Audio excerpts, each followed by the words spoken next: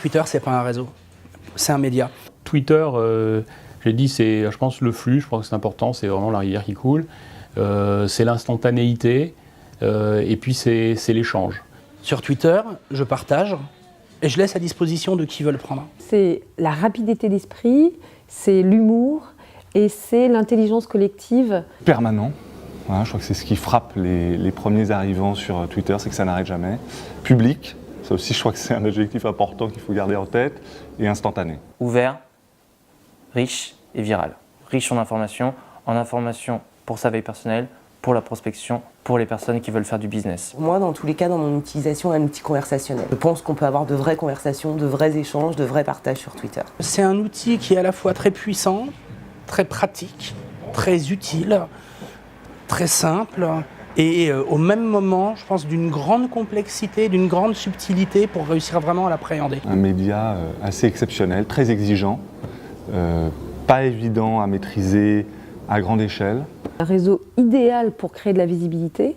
Pour les petites entreprises, aussi bien que les grandes entreprises, c'est prendre la parole, créer de la proximité avec ses consommateurs. Twitter, c'est vraiment la capacité d'entrer en relation avec ses clients, ses usagers, ses consommateurs, ses citoyens, comme on les appelle dans les collectivités. C'est extrêmement intéressant parce qu'on est dans un processus de servuction, comme on dit. Hein, on produit la prestation en temps réel avec le client. Le client peut rencontrer un problème ou se poser une question à n'importe quel moment de l'heure de la journée et il faut être idéalement en position de lui répondre. En B2B, Twitter, c'est aussi un outil incontournable. C'est vraiment la mise en relation d'experts. L'autre possibilité sur Twitter, c'est qu'on peut faire de la prospection.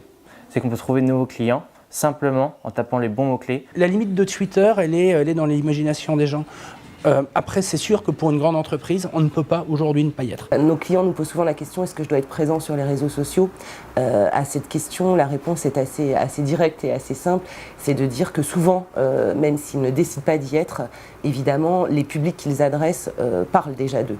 Hein, on sait qu'aujourd'hui, en gros, sur Internet, 80% des contenus produits sont produits par les publics et non plus par les marques.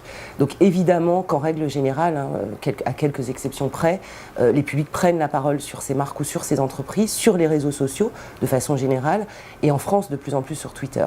Je ne crois pas qu'on puisse se passer d'une présence sur Twitter. On peut se passer d'un email. Est-ce qu'on peut se passer d'un téléphone ? Twitter, c'est un outil, c'est pas une stratégie en soi, c'est un outil. L'idée, c'est au minimum de pouvoir écouter ce que l'on dit de sa marque, enfin ce que l'on dit de la marque, ce que l'on dit de l'entreprise, ce que éventuellement les collaborateurs disent également. Aujourd'hui, être marketeur, communicant, travailler dans la relation client, voire même de plus en plus dans la vente et ne pas utiliser ou tout au moins comprendre Twitter, en comprendre les codes, en comprendre le mécanisme et l'impact sur la société, sur les schémas de communication et de relations clients, ça me semble incontournable. Si on décide d'y aller, c'est un outil qui, à partir du moment où on lui assigne de vrais objectifs et qu'on l'intègre dans une véritable stratégie, va permettre de créer de la visibilité supplémentaire, va permettre de nourrir, de conforter la réputation de la marque, de l'individu ou de l'entreprise. L'objectif, au final, c'est de vendre. Il n'y a pas d'autre chose. On veut une meilleure réputation, pourquoi ? Pour vendre et attirer des meilleurs candidats en termes de recrutement. On veut être engageant, pourquoi ? Pour vendre.